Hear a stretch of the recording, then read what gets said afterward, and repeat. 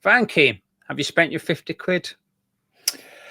I have, Geo. I have. It was very welcomed. We had our presentation day the other day, and for the first time in a very long time, I let my hair down and had a few beers. So I was feeling a bit worse for wear. I've only just started to recover, but I had a good drink on that, Geo. So thank you very much. So it's Fulkrug's fault that you had a hangover. It is exactly right. Anything I can blame on Fulkrug, I'm all for. That was just a joke before anyone. Right. We asked you guys for questions last week for this podcast. Quite a few of you got in touch. So thank you very much, first of all. It's appreciated. We're going to get through as much as we can across 2 podcasts. So there's this one, and there is a other one which I'll tell you about towards the end of the podcast. What I want to start with is a question from Neil. It says, do you think the club could genuinely have no money? We have actually spent a lot over the last few seasons. We spent badly, but we have spent. And why doesn't Kretinsky put any of his money into the club? Many of our Premier League rivals seem to have someone putting money into the club. So let's start with the first part in regards to the money. And the reason I want to start with that is because Extra Sam Ploy did his podcast yesterday. Now, I haven't listened to it, so I am guilty of just reading the snippets on social media here. But it was basically the club think the fans need to be patient and judge them at the end of the transfer window. Is that something you agree with? It's hard to argue with that statement, actually, because until it shuts, anything can happen. Yeah. So yeah. I can't disagree with that. Like we said, though, the problem and I think sometimes they're very guilty of not really reading the room. 100%. I think they're terrible at that. If anyone who understood where we currently are as a fan base and how we felt after last season, they would all get that just an early signing, just a little bit of something, and not a Josh Brownhill, by the way, but someone who we can really get behind. I'm not talking about the marquee signing. Even if it was just like a championship player that had a bit of something about them. Yeah. And, we would all be sitting, I'm interested in seeing him next season. I'd like to. That would just calm everything down. And then they can have their time and take as long as they want to get everything else into line. I just think sometimes there comes a point where you think you can't be that detached. You can't be that dumb. But maybe they are. I don't know. You almost start to believe that they do it on purpose. I mean, that's what winds us all up, and it's a really bad way of looking at it because you can get yourself very frustrated. But it does seem like they sometimes like to wind us up a little bit. Yeah, the whole stay calm thing, I sort of get it, and I'm still pretty calm, really. I'm very concerned because I haven't sold anyone, but I'm not too worked up yet. But my problem here is that they, as often as they can, leak and remind us that there's no money to spend and we need to sell before we buy. That's going to create frustration. That's going to create panic. That's going to create people's worries. So if at the minute they're sat there going, why is everyone worried? What are you all worried about? The transfer window's only just opened. Judge us at the end of the transfer window. Well, okay, well, at the same time, will you stop telling us all you've got no money? You stop putting stuff out there. And I appreciate they're trying to maintain expectations, perhaps, which is we're in for a tough summer. But you should know that putting that particular information out there is not going to go down well, and therefore people are going to be concerned. And as a result of that concern, they get frustrated. So then they're almost creating... What was that banner? There was a really, really good banner during like the protest time. I remember it was in Bobby Moore's stand, and it said something like, "Some people create a storm and then complain when it rains." And it was perfect. And the face of Sullivan next to it. It was perfect. I think that's what you're doing here. So you created a storm, which is there's no money, and now you're going, "What are you all worried about? Chill out. Well, we're worked up because of you." You've caused it. But we'll lead on to a question from Ryan, also about the transfer window. It says, do you think we'll manage to get the transfer window right? And then he asks a second question, which is, what players would yourself and Frankie like to sign to get us back on track? And how long do you think it will be until we compete again in the league and push for European spaces? And do you think we'll be able to do this under Potter and the current board? Or do you think it requires a different manager and a different board? So there's quite a few different questions there from Ryan. Let's have a chat. Yeah, I don't think we've got a transfer window right in a very, very, very long time. But what's really interesting is if you go back and you look at the videos prior to any season, I can't think of a time where the general opinion, on average, before a season got started, that people felt like the transfer window was less than an 8 out of 10. Last season, everyone seemed fine. Season before, everyone seemed fine. I was never fine. I've not been fine for quite a while. I don't think we've addressed gaping holes in our squad. I don't think we've addressed places and positions that I think we've really known that we've needed to address for a long time. I was never happy with the striker options that we had when the window closed last time. I didn't believe in Fulkrug. I was never really happy. And I haven't been happy for quite a while. So the track record suggests that we're not going to get this window right. The big question is, how important is this window compared to others? They always seem important, but this one seems almost... there seems to be even more important this time round, that we've got to get this right. And that can be... I think there's a couple of things there, and the other questions lead perfectly into that, which is, one, how quickly do we have to compete? Well, I think we have to compete next season. We have to compete. We haven't moved into this stadium. We haven't gone through everything we've gone through to not get back to that sort of top 7, top 8. That has to be the minimum standard. So for me, next season, we have to be knocking on that door and go very, very close to getting back to European football, because people aren't happy with so much else that has to be the delivery. If that don't come, then there is going to be a lot of unhappy people. So, the window has got to be right this time. We've got to do far better than we've done over the last however many windows I can imagine. And we've got to compete very quickly. I keep saying it, and I'll say it again. I really believe there has to be... I'm not going to go into individual players and stuff like that. I mean, we all know that Patrick Schick is someone that I've always been a huge fan of, and I think would be very good in the Premier League. He started to get to that age bracket now where it's not exactly ideal, but I think, that type of player would help us massively. But we have to sign a marquee striker. I just think that is the absolute bare minimum, is that we've got to go and get a real statement striker where people go, I can't wait to see this guy pull on a West Ham shirt. I can't wait for that first kickoff and see this guy go at it. And that many believed that Fulkrug was going to be that double figure striker. I had my reservations because of what the numbers he'd pulled up in the Bundesliga. And prior to that, this has to be someone that I look at and go, there is absolutely no question that this man goes and fires in double figures for West Ham next season. And that has to be a proper name. This isn't I like it, but I'm not sure. I'm talking about a striker that we turn around and go, yeah, this is the man. This is someone who's going to come in and be good for us. Did you see our boy Liam Delap got an assist last night? Did you put it on when I texted you? No, I did. And then I did see that. So, yeah, I mean, again... Looked good. He did, and he will look good because he'll have better players around him now as well. And, that little bit of belief, he's got a lot to prove. So, yeah, missed out on that one, unfortunately. Yeah, I think in regards to like the getting it right thing, do we think we'll get it right? Well, it's hard to say yes. I think if we suddenly sold 2 or 3 players and we've seen... Now, you put what you want to see happen to one side here and focus on what the club are trying to do, which is to sell Neafagerd and sell Mohamed Kudus and probably sell Edson Alvarez. But let's just say the club managed to sell all those 3 quick enough. There's over 100 million coming into the club then. Suddenly it's like, whoa, we've got a lot of money to spend. And then that's where you can turn optimistic and say, do you know what? Maybe we'll go on and have an all right transfer window because we've got a lot of money to do business.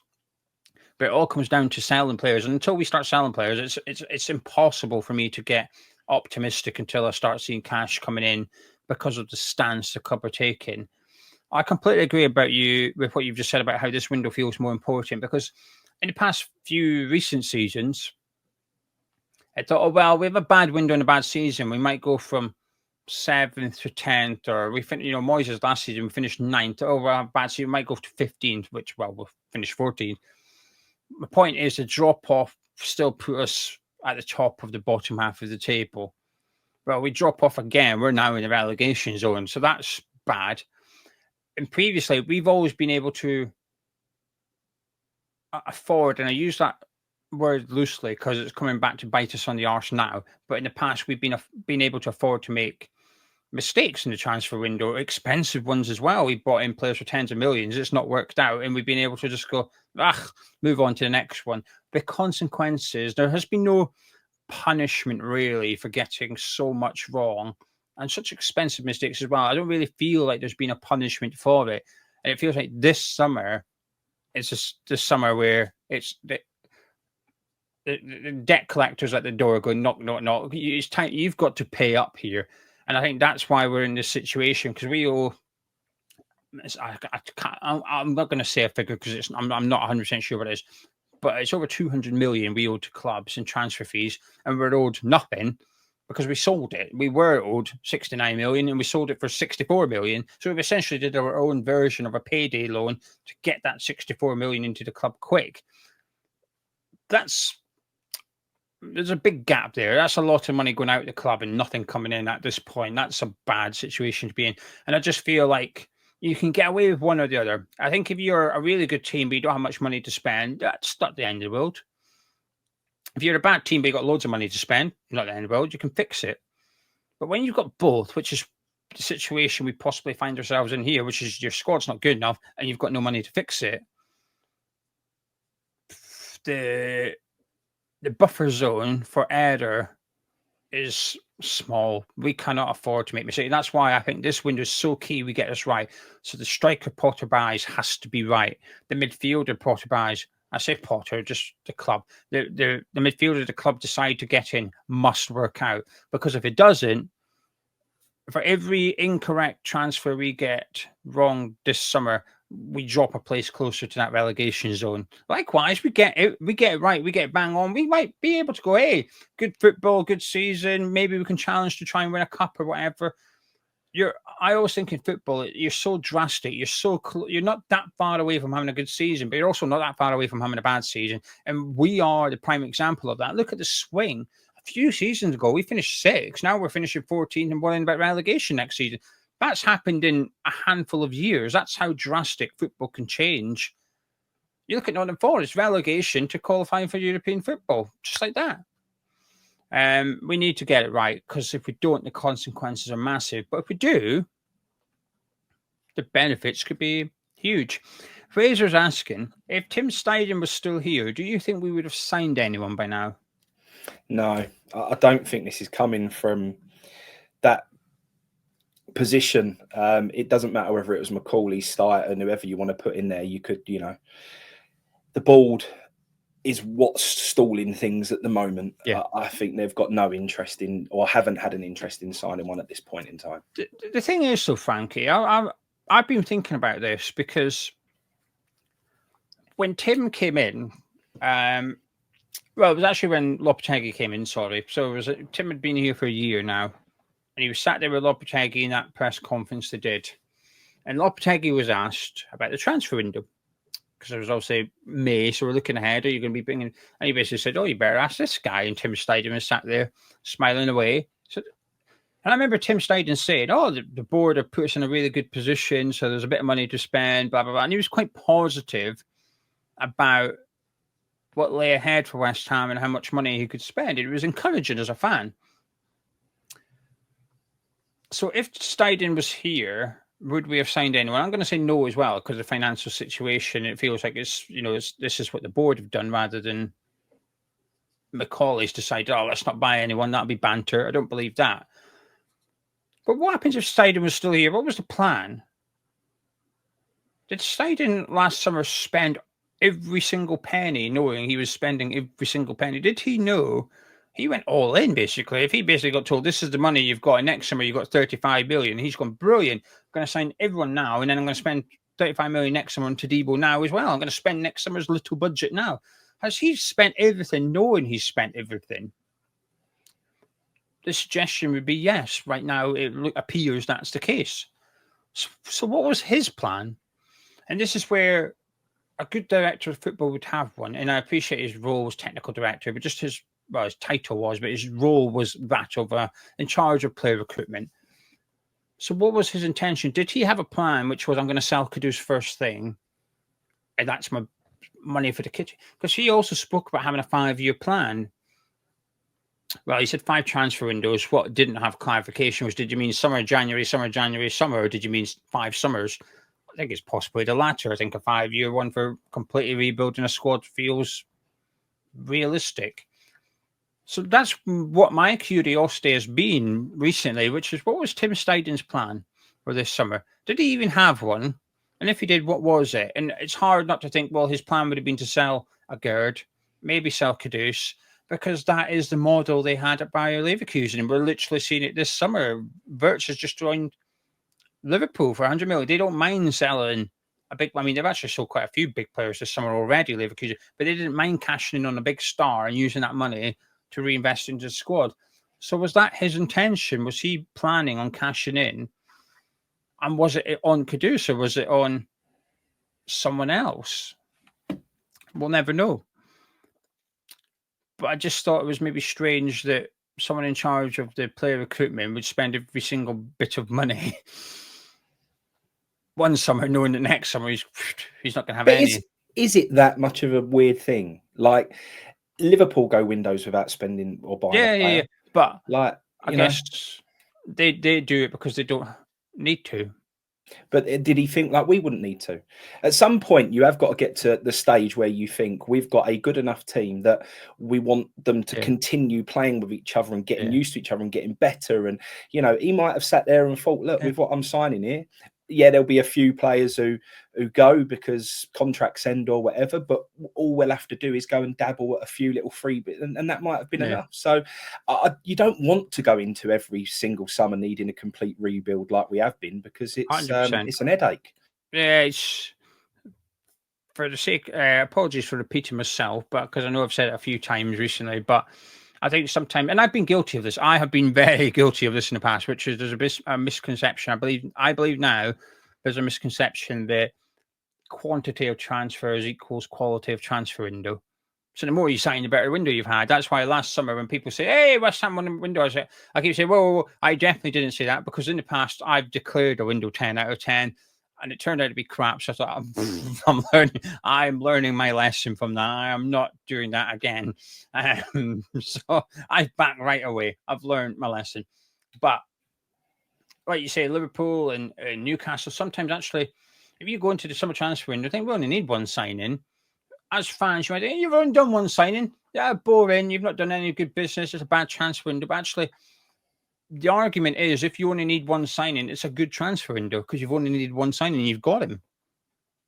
If you need 9 signings, it's a bad transfer window, right? Well, it certainly tells you that your last transfer window wasn't very good. Exactly. Sure. So maybe you're right, actually. Maybe Steiden thought this squad he assembled or reassembled by close of business last summer, he looked at it and thought, this will get us into the top half. And then next summer, he said, we'll replace the players at a contract. And also, in fairness, last summer, Ings was obviously not really going to be playing under Lopetegui. Creswell wasn't really going to be playing under Lopetegui. Fabianski wasn't really going to be playing under Lopetegui. And Sufal, not really either, because of Wan-Bissaka coming in. So actually, the 4 players that have left, you'd look at and go, not really going to play that much of a role this season. If all goes well, they won't be that important. And maybe Scarles can step in, etc., etc. So, no, right. Anyway, we've got one from James. Since we're talking about transfer windows and stuff. Given PSR is a formula based on data, and the FA can say definitively if a club has breached, why is it nobody seems to be able to tell us what the current situation is? It's a bit like with business accounts. The nothing that is shown is ever quite what it seems.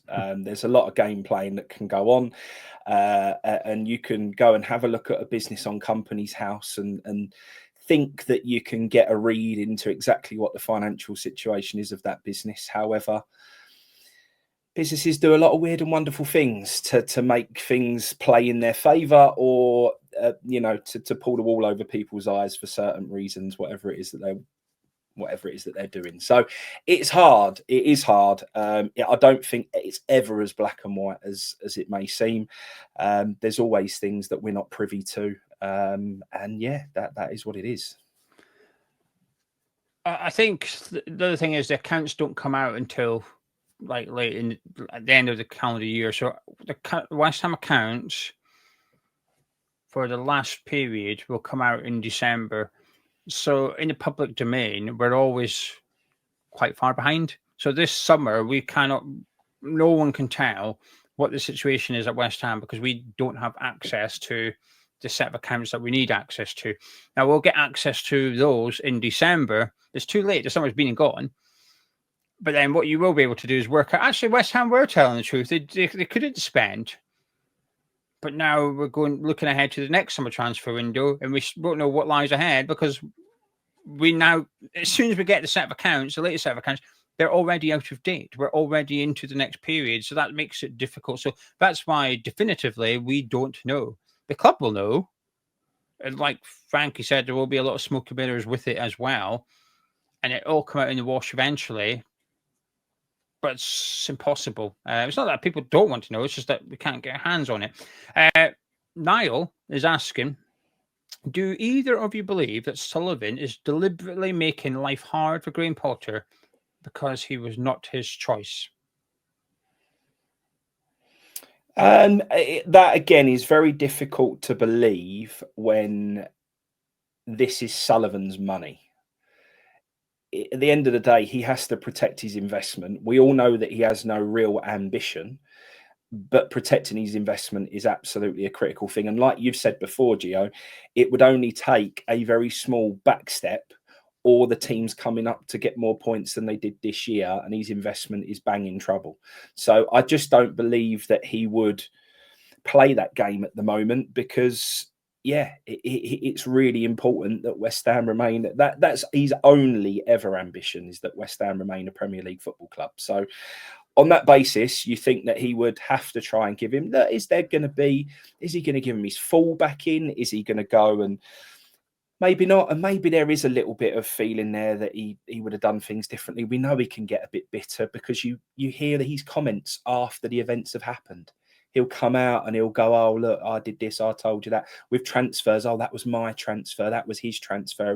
He's petulant behaviour at times is ridiculous. He's like a big baby. But, that at the end of the day, he will look at what happened last season, and he's not a silly man. He is where he is in life for, playing the game, and nobody gets to where he is and have that sort of money and that sort of success if you haven't got a bit about you. So he will be looking at it thinking, I know that this window and what happens with Potter now, is very important. And that start to the season is very important as well. So that's why we said earlier on about being calm. I still think they have to react. We may not see exactly what their plan is at the moment, but I still think they've got to do something because they won't want a start to that season that puts us in trouble. And come Christmas, we can't be flirting with that relegation situation. They can't have that again. So, no, I don't think he's making it difficult on purpose. Can he be a baby? Can he play games? Yes. But ultimately, I think he knows that Potter needs to have a positive start as soon as that season kicks off. Yeah, I completely agree for similar but also slightly different reasons as well. I'm going to say no, I don't think he's doing this on purpose. I think the situation we're in and why life is appearing to be very difficult for Graham Potter is the accumulation of years of mismanagement and being incompetent under David Sullivan. I think that's what we've got now. We've just got where he's not been good enough as a chairman, not been good enough as chairman. And I think it's just everything's coming home to roost in one spell. Because we can't have it both ways. Now, not everybody believes this, but if you believe Sullivan's only interest in owning West Ham United is to make money out of owning West Ham United, whether that be interest on loans, whether it be a wink and a nudge and include certain agents and transfer deals, whether it be eventually selling up and pocketing hundreds of millions of pounds in profit compared to what he paid for West Ham United. If you think Sullivan's main aim of being chairman and owner of West Ham United is to make money, I don't think it's fair to then say, oh, well, yeah, because he's going to want to get us relegated, because he will lose a shed load of money. The best chance Sullivan's got of making serious dollar out of this football club is us being in the Premier League and hoping that eventually someone comes and buys it. He will not make as much money if we're in the Championship. If anything, being in the Championship might cost him, because while he is reluctant / refusing to put money into the club now, in the Championship, he might not have an option. He might have to put it in, and he's not going to do it. If he's not doing it now, when it's like, oh, you put it in now, we can start to sign players, and he's going, no, thank you. If we got relegated, but you need to put it in or we're going under, and your shares would be worth nothing. So actually, that massive profit you thought you were going to pocket, you're going to be making a loss now. So I think it's in David Sullivan's best interests that at the end of the season, we are at worst 17th in the Premier League. And that's how I see it, by the way. I think he needs us to be a Premier League football club. And the way to go about that is not to refuse to give Graham Potter money to spend in the summer transfer window. I think if we had money to spend, I do think he would give it to him. The problem is we don't have, and he could have by putting his own cash in. He doesn't want to do that. He wants to give Graham Potter the club's cash to spend, and there isn't any because of years of mismanagement.